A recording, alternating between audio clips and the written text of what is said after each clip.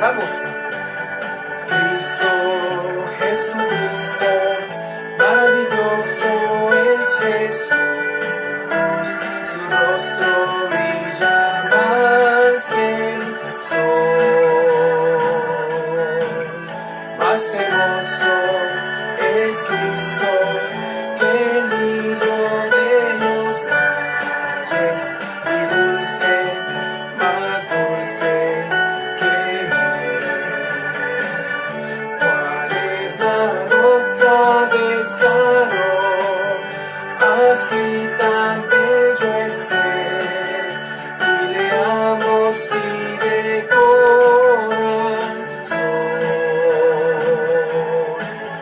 Más hermoso es Cristo que el lirio de los valles, y dulce, más dulce que miel.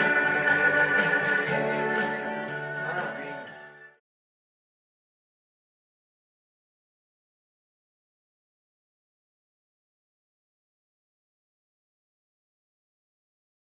Dios mostró su amor de una manera que nadie podría hacerlo, dando a su Hijo para que muriera en la cruz.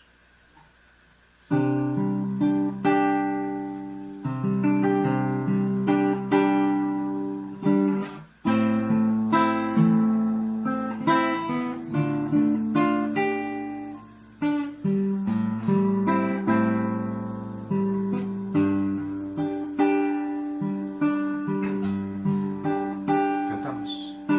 De tal manera me amó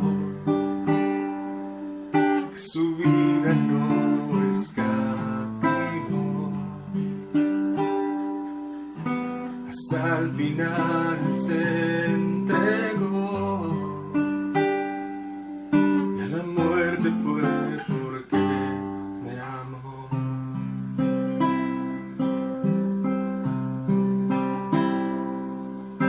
De tal manera me amó, y no hay forma en que podré pagar el precio de su grande amor. Pero toda mi alma quiero dar por su amor. Yo viviré, de su amor yo cantaré, con mi Jesús caminaré, porque Él me amó a mí. Por su amor yo viviré, de su amor yo cantaré, con mi Jesús caminaré, porque Él murió por mí. Le seguiré.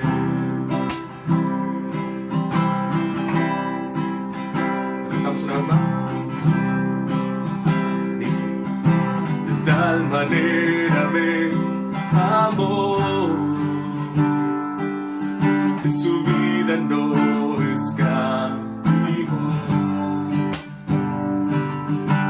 Al final se entregó, y a la muerte fue porque me amó.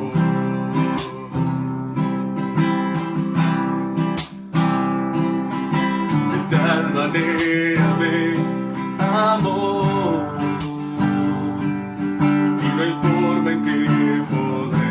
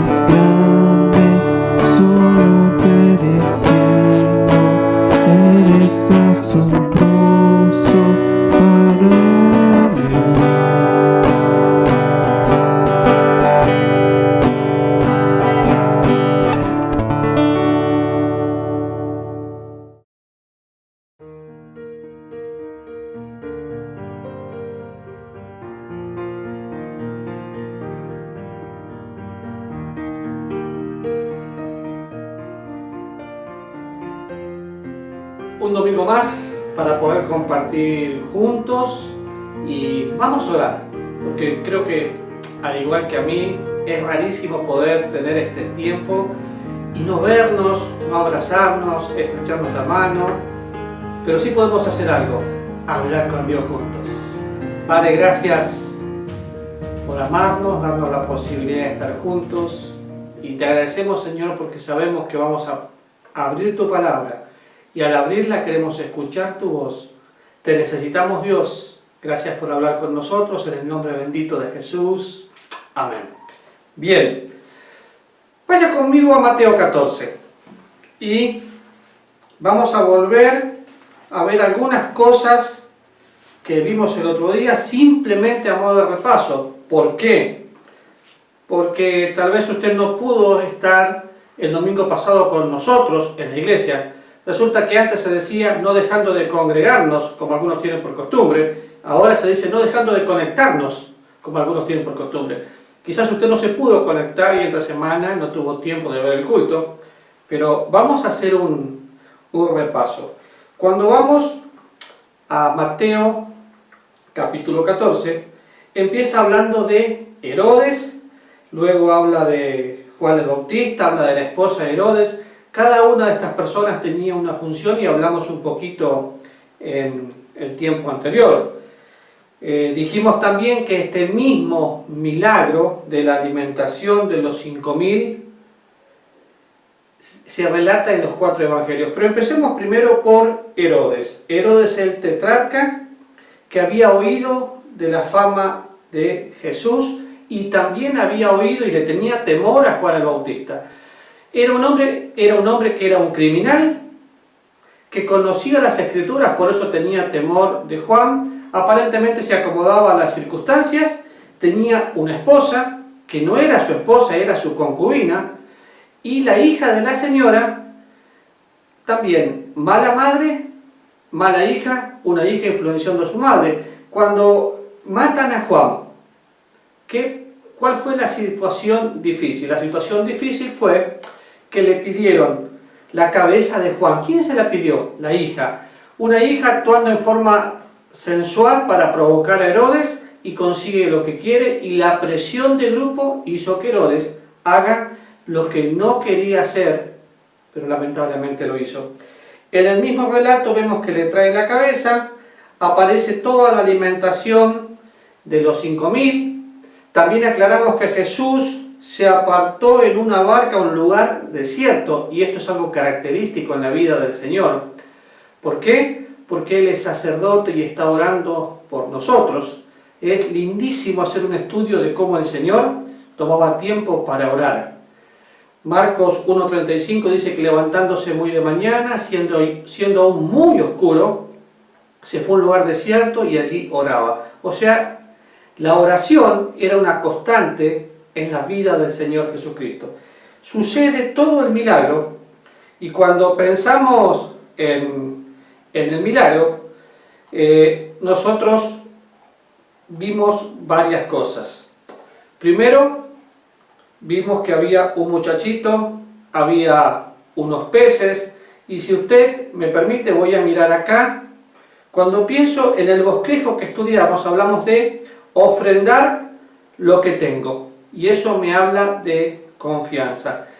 ¿Qué ofrendaron? Ofrendaron unos panes y unos peces, comida de pobre, el pan y los peces. Y dijimos que había un muchachito muy inteligente, sorprendido por lo que estaba pasando. Entonces, ofrendar lo que tengo, confianza.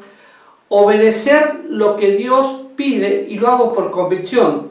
La obediencia es el resultado de la llenura del Espíritu Santo en la vida de un cristiano. Entonces, no amo para obedecer, obedezco porque amo. Es muy diferente, ¿verdad? Obedezco porque amo. Y terminamos hablando de observar lo que hace. El observar lo que hace me lleva a un compromiso. Y quiero, antes de seguir con el estudio, detenerme en dos cosas. Cuando vamos al versículo 19, dice: entonces mandó a la gente a recostarse sobre la hierba, y tomando 5 panes y 2 peces, levantó los ojos al cielo, bendijo, partió y dio los panes a sus discípulos, y los discípulos se lo dieron a la multitud. Y esto es importantísimo. ¿Por qué? Porque nosotros somos distribuidores de la gracia de Dios. ¿Tenemos una parte que ver a veces en el milagro? Sí, claro, somos mensajeros. Vaya conmigo a 2 Corintios capítulo 5. ¿Lo tienen? En 2 Corintios capítulo 5 empieza en el versículo 17 diciendo: de modo que si alguno está en Cristo, nueva criatura es, las cosas viejas pasaron y Él todas las hace nuevas. Pero cuando seguimos leyendo, en el versículo 19 dice que Dios estaba en Cristo reconciliando consigo mismo al mundo, no tomándole en cuenta a los hombres sus pecados, y nos encargó ¿a quién? A nosotros la palabra de reconciliación. Así que somos embajadores en nombre de Cristo, como si Dios rogase por medio de nosotros, reconciliados con Dios. Nos centramos en el pasaje que acabamos de leer, que está en Mateo, si guardó, donde dice que Jesús le dio a sus discípulos y los discípulos a la multitud. ¿Me permite sacar una parte práctica? Ya observé el pasaje. Veo que está el Señor Jesús, ora, agradece y empieza la multiplicación. Veo también en el pasaje que los hace recostar en lugares delicados, en el pasto, por eso hablamos de un banquete en la mesa de Dios. Pero ahora empiezo a ver que el Señor hace lo que dice el apóstol Pablo: frutos de justicia por medio de Jesucristo. O como dice el apóstol Pablo aquí, somos embajadores, como que Dios rogase por medio de nosotros. Entonces, Dios por su gracia nos salva. Y una vez que nos salva, nos encarga a nosotros el ministerio de la reconciliación. En diferentes lugares de la Biblia va a encontrar usted, no solo del labio del Señor Jesús, la gran comisión, sino del apóstol Pablo y del apóstol Pedro, enviándonos ¿a qué? A anunciar las virtudes de aquel que nos amó. Entonces somos embajadores de Dios. ¿Quiénes? Los discípulos. Cuando miramos la palabra discípulo en el original, todo cristiano nacido de nuevo es un discípulo. La palabra discípulo, la palabra matetes, es un aprendiz, pero tiene una connotación. Aprendiz que se esfuerza, o sea, un imitador. No podemos pensar que un discípulo es solamente discípulo de Jesús, porque ya hemos visto que había discípulos de Juan. Pero aún anteriormente a eso, los rabinos tenían discípulos. El discipulado es fundamental en el cristianismo, pero no es solo para el cristianismo. Ahora, un discípulo tiene que hacer otro discípulo. Y como cito yo en el libro, Transferencia de Vida, un discípulo que no hace discípulos no es discípulo. Entonces, pensando en el discípulo, es un aprendiz, pero un aprendiz que se esfuerza, es un imitador. Pablo dice en 1 Corintios capítulo 11, sean imitadores de mí como yo soy de Cristo. El apóstol Juan dice, sean imitadores de mí como hijos amados. Entonces, un discípulo es alguien que imita. Si ustedes se acuerdan, se les llamó discípulos por primera vez a los cristianos, porque actuaban como Cristo, pensaban como Cristo, vivían como Cristo. Así que somos discípulos. Todos los cristianos los que nacemos de nuevo. Otro principio para el discipulado: todos nosotros tenemos un Pablo, todos nosotros tenemos que tener un Bernabé, alguien con quien estar al lado que nos aliente, y sí o sí, definitivamente, todos nosotros tenemos que tener un discípulo. Y el Señor lo muestra acá. Él confió absolutamente en sus discípulos para darle a la gente. ¿Hubiera podido el Señor entregarle a la gente directamente la comida? Sí, claro que sí. ¿Y por qué no lo hizo? Porque el Señor mueve a su pueblo para que su pueblo sostenga la obra. Él comenzó con 12, pero tuvo muchos más discípulos. Usted es un discípulo, yo soy un discípulo, y el discípulo que no hace discípulos no es discípulo. Discípulo es un aprendiz. Vamos siguiendo las pisadas del maestro. Entonces es algo fundamental. Vemos que comieron todos, se saciaron, recogieron para que no sobre nada 12 cestas.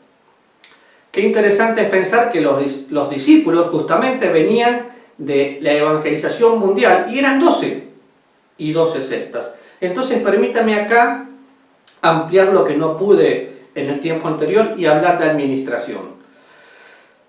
Como todos ustedes saben, tengo la convicción de que la Biblia es la palabra de Dios y siempre se cumple. Nunca, absolutamente nunca, vamos a pasar una necesidad por falta de provisión, pero sí por falta de administración. Entonces, el Señor dice aquí que juntó todo lo que sobraba. La Biblia dice que se requiere que los administradores sean hallados fieles, dignos de toda confianza. Eso es fidelidad. Una persona que vive en fidelidad es porque conoció la fe. Una persona que vive en fidelidad es porque tiene fervor en su corazón, o sea, el amor de Dios. Y se requiere de los administradores que seamos hallados fieles. Entonces vemos a los discípulos entregando comida, y yo lo quiero comparar cuando somos embajadores entregando el Evangelio, pero también quiero sacar un principio práctico aquí. No sobró nada, porque todo lo pusieron en canastas y se lo llevaron. En este momento, que todo el mundo está asustado y mucha gente inclusive aprovecha por el tema del coronavirus, algunos dicen, yo no tengo nada. Perdón, usted tiene a Cristo, y en Cristo no hay crisis, pero necesitamos administrar lo que tenemos y a veces aprender a vivir con menos. Por ejemplo, ¿se le enfrió el café? Caliéntelo. ¿Se le endureció el pan? Tuéstelo. Siempre hay soluciones, pero no se tira nada. Ahora, ese es un repaso de lo que vimos anteriormente, y vemos otra vez al Señor diciendo, despedida la multitud, sube al monte a orar aparte y pasa la noche allí solo. ¿Se acuerdan lo que le dije hace un ratito? Era una constante en la vida del Señor tomar un tiempito solo, pasar ese tiempo con los discípulos. Y acá empieza un relato fantástico que hace unas semanas lo compartimos también en la iglesia, pero quiero darle otro punto de vista. Un relato que nos va a hablar, en primer lugar, de la soberanía de Dios. En segundo lugar, del sacerdocio de Cristo. En tercer lugar, del servicio que Él ejerce para mí. En cuarto lugar, de la santificación. Y en quinto lugar, del sustento. Definitivamente no creo que hoy tengamos tiempo para tocar cada uno de estos puntos, pero lo vamos a ir haciendo. Ahora, necesito que me acompañe a Juan capítulo 6, versículos 14 y 15. Porque a veces nos cuesta entender por qué el Señor se fue solo. Fíjense, en Juan capítulo 6 también se relata la porción de la alimentación de los 5.000. Cuando voy al versículo 14, fíjese que en el 12 dice, y cuando se hubieron saciado, dijo a sus discípulos, recoged los pedazos que sobraron para que no se pierda nada. Recogen todo. Y acá viene el texto donde quiero pararme, versículo 14. Aquellos hombres entonces, viendo la señal que Jesús había hecho, dijeron, este verdaderamente es el profeta que había de venir al mundo. Pero entendiendo Jesús que iban a venir para apoderarse de él y hacerle rey, volvió a retirarse al monte solo. Paremos acá. Cuando miramos la vida del Señor Jesús y miramos la vida de los que le seguían, muchos le seguían porque querían un rey, pero querían un rey físico. Los discípulos todavía no habían podido entender lo que estaba pasando, pero los discípulos querían hacerle rey. Él era rey, Él es rey y será rey, pero su reino milenial, literal, será en el milenio. Solo a modo de repaso, hubo un reino que fue ofrecido al pueblo de Israel, y el reloj de Dios tuvo que pararse porque ese pueblo fue rechazado por el pueblo de Israel. Entonces es pospuesto hasta el milenio. Pero el Señor va a reinar. este no era el tiempo de Dios para venir a reinar a la tierra. Entonces, ¿qué hace el discípulo? ¿Qué hace el Señor? Él sabía los motivos, sabía que la intención del corazón no eran motivos espirituales, que tenían propósitos personales y que no cabe duda que actitudes también carnales querían un rey. Entonces, se va. Si ustedes recuerdan un poquito, unos versículos antes, hablan de quién iba a ser el mayor. En la obra de Dios no hay mayores o menores. Todos somos clérigos y todos somos laicos. ¿Por qué? Porque todos somos reyes y sacerdotes para Dios nuestro Padre y todos somos el pueblo de Dios, somos sus hijos. Somos iguales con diferentes funciones y el Señor lo tenía muy claro. Ahora, vuelva conmigo y tomemos unos minutos para ver algunos puntitos nada más de Mateo 14. Con esa introducción, y porque lo estamos grabando y porque es un video, simplemente quiero que se acuerde de una palabra: la soberanía de Dios. La soberanía de Dios nos trajo hasta aquí. Nosotros leemos en la Biblia el soberano de los reyes de la tierra. También podemos pensar en la omnisciencia de Dios. Podemos pensar en la presciencia de Dios. O sea, Dios sabe todo lo que va a pasar, pero en su soberanía, Él maneja hasta la tormenta. Entonces, cuando empieza el versículo 14, dice: la barca estaba en medio del mar, azotada por las olas, porque el viento le era contrario. Y la pregunta que surge es: ¿Jesús sabía que los discípulos iban a enfrentar una tormenta? Sí. Jesús lo sabía. ¿Y por qué los manda? Bueno, los manda porque en primer lugar tenía que separarse de ellos para que no se contaminen y no quieran hacerlo rey. Pero en segundo lugar los manda para quitar toda muleta. Si usted hace una comparación con este pasaje y con la tormenta anterior, en la tormenta anterior Jesús estaba en la barca. Aquí Jesús los deja solos. ¿Cómo nos dejó a nosotros? Entonces, en su soberanía, Él permite una tormenta. Quiero dejar claro, porque la última vez que enseñé esto surgieron muchas dudas. No todos los problemas son por disciplina. Muchos de los problemas son las ocasiones que Dios utiliza para hacernos crecer. Pero hay dos tipos de tormenta. La primera es la tormenta de corrección. La segunda es la tormenta de perfección. Le voy a mostrar algunos casos de personas que fueron disciplinadas. Y le aclaro bien, Dios no castiga a sus hijos, Dios los disciplina. ¿Por qué? La disciplina es para corrección, la disciplina me hace participante de su santidad. Pero aún así, los que no pecan para ser disciplinados, igual tienen que ser corregidos para poder crecer. En el caso de ser disciplinados es muy importante pensar: ¿Dios se burla del pecador? No. ¿El pecador se burla de Dios? Sí. Y el Hijo de Dios también, porque abusamos de la gracia. Pero de Dios no se burla nadie, déjeme decirle. Cuando dije sí, dije pensando como hombre, pero como hombre espiritual, la respuesta es no. Dios no puede ser burlado y de Él no se burla nadie. Todo lo que el hombre siembra lo cosecha. Entonces, muchas veces hay personas que están siendo disciplinadas. Otras veces hay personas que están siendo corregidas. Personas disciplinadas, Jonás. Personas disciplinadas, David. Pasaron momentos de disciplina porque Dios quería enderezarlos para volverlos a ser útiles. Personas disciplinadas, Pedro. Pedro negó al Señor y sin embargo, con esa sola mirada hizo que quede compungido en su corazón y vemos a un Pedro transformado. Entonces, empieza diciendo que estaban en la barca, que el viento azotaba y que le era contrario.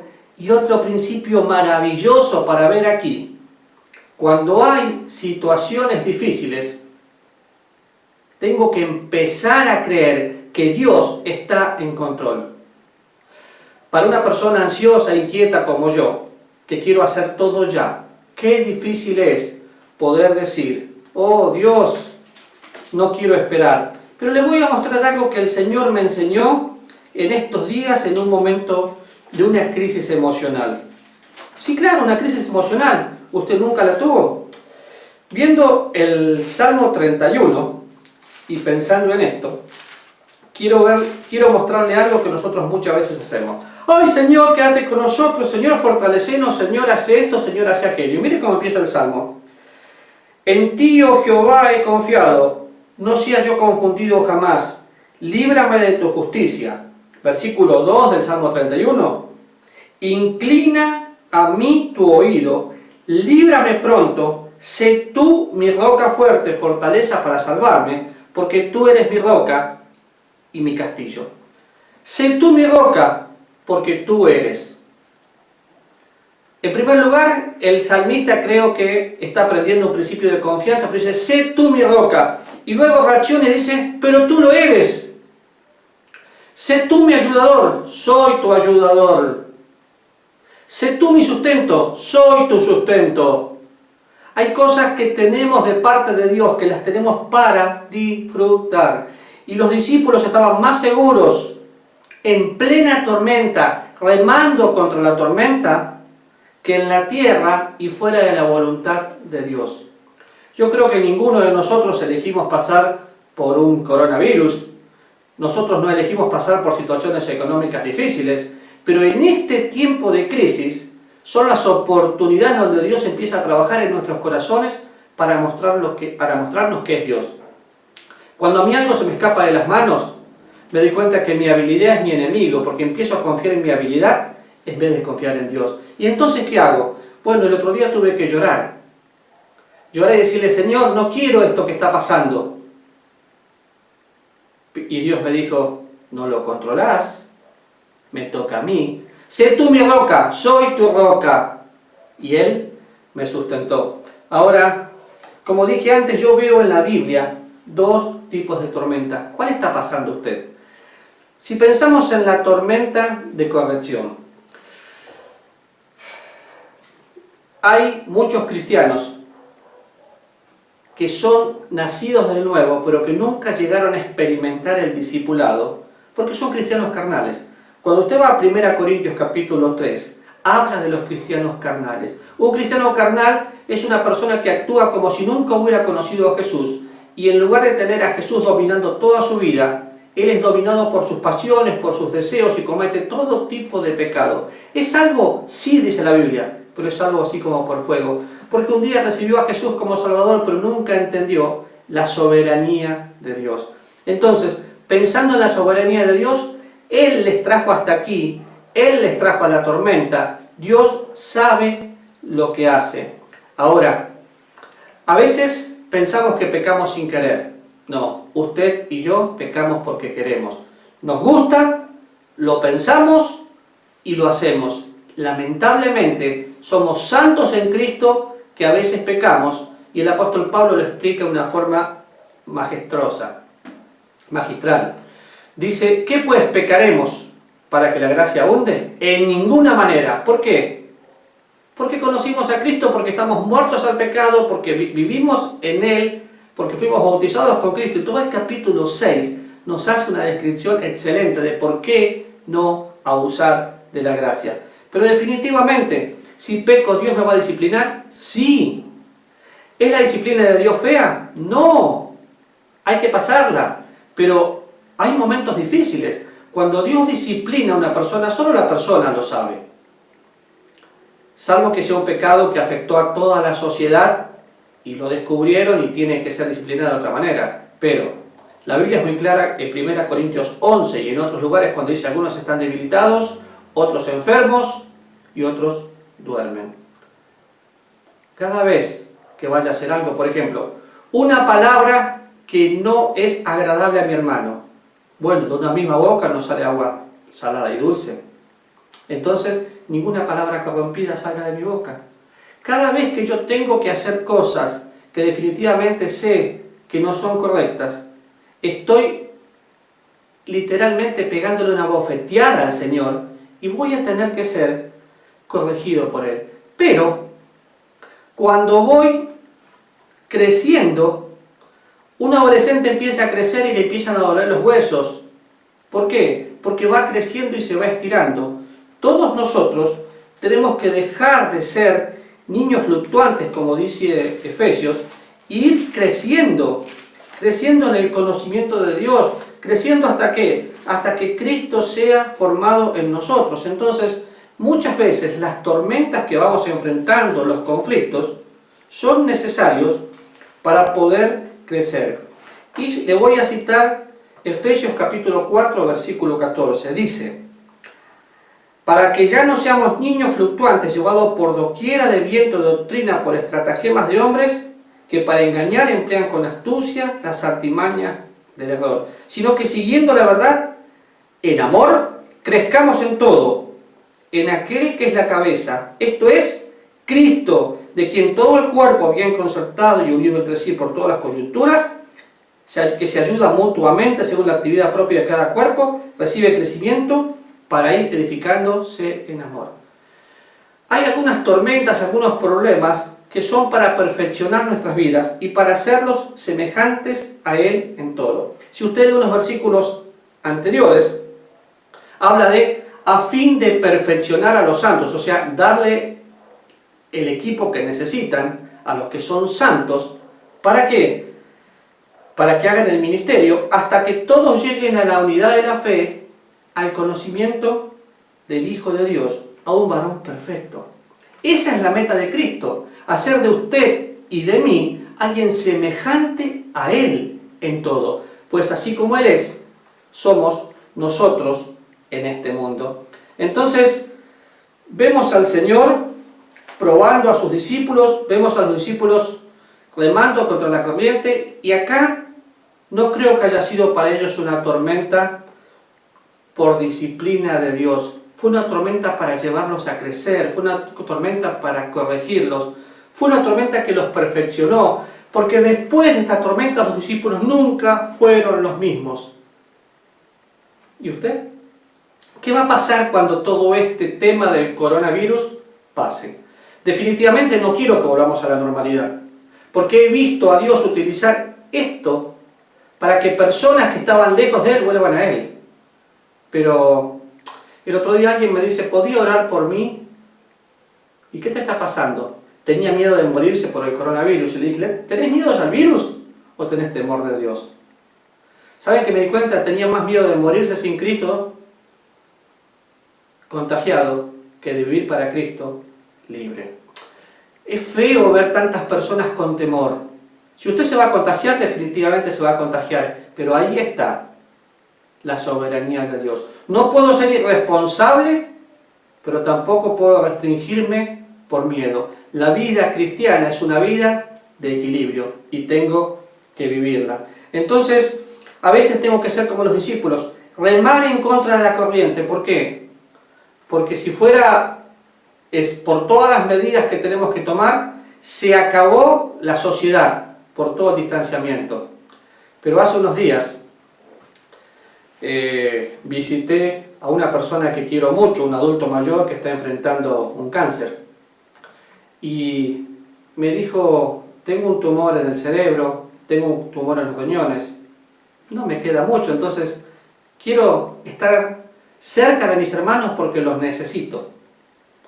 Y me dolió, porque me dijo: me siento solo. Y ahí este versículo fue clave a mi vida. Y dije: wow, estamos en una tormenta mundial. Es la primera vez en 57 años que veo que el planeta se para literalmente. Todo el mundo tiene miedo. Ir a una casa es ir en contra de la corriente. Pero un pastor tiene que volver a ovejas. Un discípulo tiene que discipular. Y no puedo hacer un discipulado si no estoy cerca de la gente. Porque todos somos discípulos. Y un discípulo que no tiene discípulo no es discípulo. Entonces visité a este señor y salí más edificado yo que él.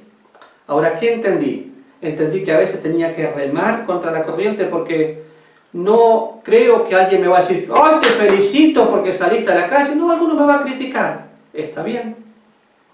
Pero si todos nos encerramos en nuestra casa por temor, ¿cómo compartimos el amor de Dios? Tengo la convicción de que el amor de Dios echa fuera el temor. Tengo la seguridad de que mi Dios soberano me sostiene. Y estoy seguro que cuando me vea metido en una tormenta como esta, pero obedeciendo a Dios, Él me librará. En ningún lugar de la Biblia va a encontrar que Dios diga que recibiste a Cristo y todo es color de rosas. En el mundo tendréis aflicción, pero confiad, yo he vencido al mundo. Y voy a tener alguna aflicción, muchas son las aflicciones del justo, pero de todas ellas los libra el Señor. Déjeme orar con usted, pero déjeme animarle a lo siguiente. Tenemos que respetar absolutamente lo que nuestras autoridades dicen, y también lo que Dios dice. En algunos momentos tendremos que elegir. ¿Hago lo que todos hacen o hago lo que Dios me pide? ¿Qué va a hacer en ese momento? Porque si esto sigue, en alguna oportunidad nos veremos enfrentados entre la Biblia y la autoridad. Tengo que hacer lo que Dios me pide a pesar de mis emociones, a pesar de mi miedo al contagio. La gente nos necesita cerca. Somos la iglesia de Cristo y tenemos que oler ovejas. Dios, pusiste esto en mi corazón y te agradezco. Y te ruego, Señor, en el nombre de Jesús, que podamos marcar la diferencia y entender que sos el Dios soberano que nos trajiste hasta aquí, hasta la soberanía de Dios, entendiendo perfectamente que tenemos un coronavirus, un mundo diferente y muchas otras cosas, pero tenés el control de todo. Qué fácil es decir soberanía, qué difícil que confiamos con todo nuestro corazón y hacerlo. Queremos amarte, Dios, en el nombre de Jesús. Amén.